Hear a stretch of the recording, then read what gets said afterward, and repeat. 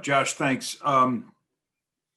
You got words to try to describe how this thing just, just walk through what your whole take was on where it looks like it's a win and how do you put it into words? Yeah, obviously losing's never fun. To lose like that, it's painful. It hurts.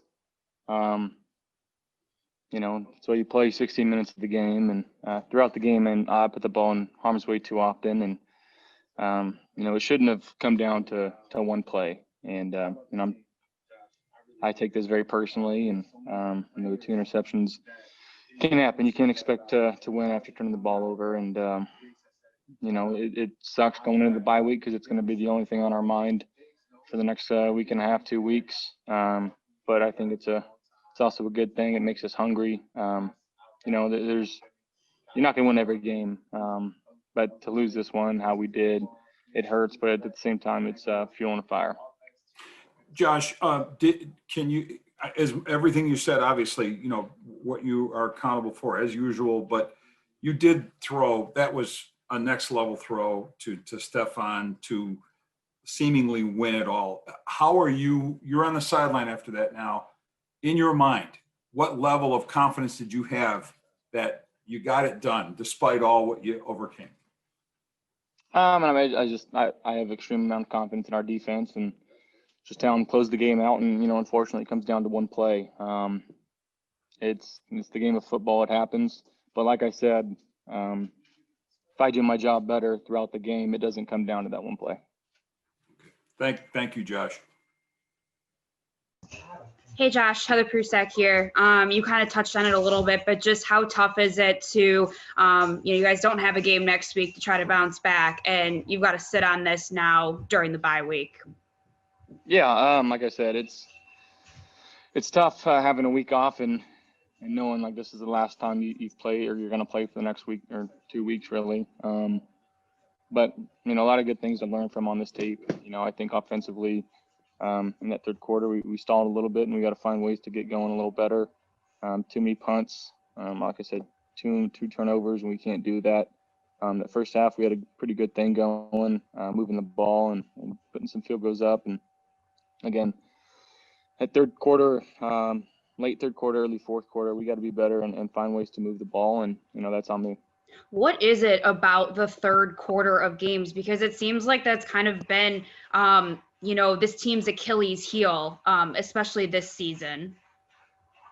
If I knew, I think it'd be better, but it's just game plan adjustments that the defense is making, and we got to find ways to figure it out faster. And it's myself and going and talking with the quarterbacks and Coach Dorsey on the sideline and figure out what they're trying to do. So I can have a better sense of what to do and how to get into our answers. I hate losing. I take things very personally. I could have been better for the team tonight, and it shouldn't have happened. It couldn't. The last play, like I said. Thanks, Josh. Appreciate it.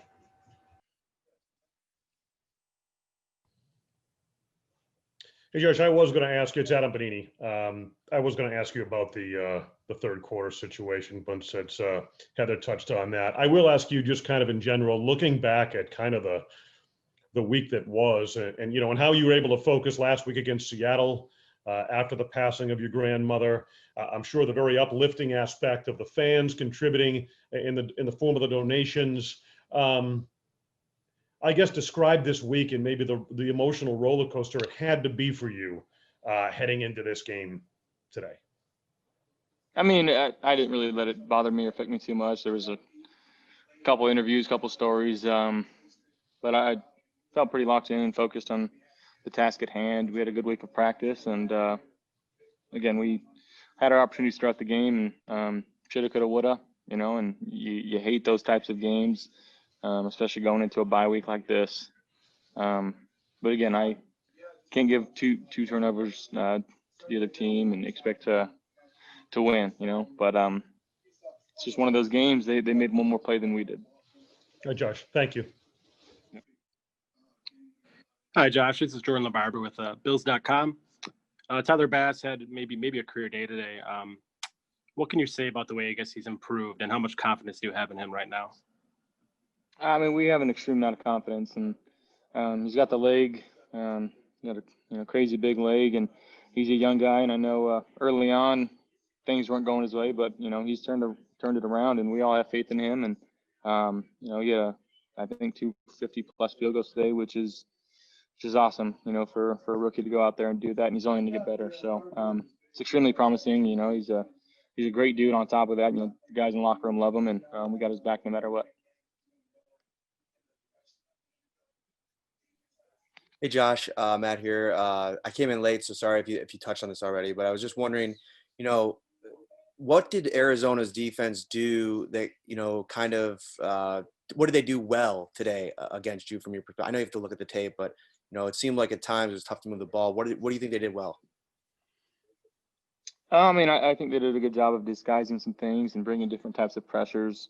They got to me a couple times, and I got to be better with finding out what they're doing and going out there and executing the play call. So, again, like you said, we'll watch the tape. I know we didn't get our rushing game going too much, and so that's something that we obviously would love to do. And we'll look at it and we'll figure out what we can do to best move forward and go from there. Thanks, Josh.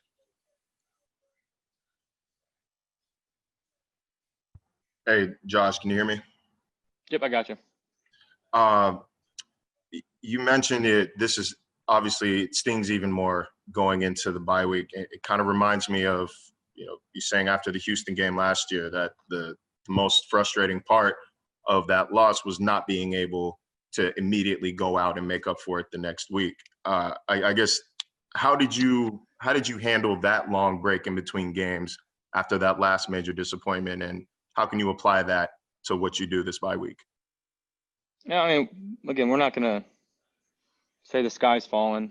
We had opportunities to win that game, and we gotta learn from this one, try to forget about it. And again, we got 2 weeks to prepare for our next opponent. So that's what we got to do. We got to watch this tomorrow. It's going to hurt, and we understand that, but we got to do our best job of putting it behind us and moving forward. Gotcha. And like you said, the run game struggled to get off the ground today. I guess no pun intended. But where does Cole Beasley come into play? Where do those short passes to Cole come into play when you're having a tough time running the ball? I mean, I don't know what Cole's stats were, but he was awesome today.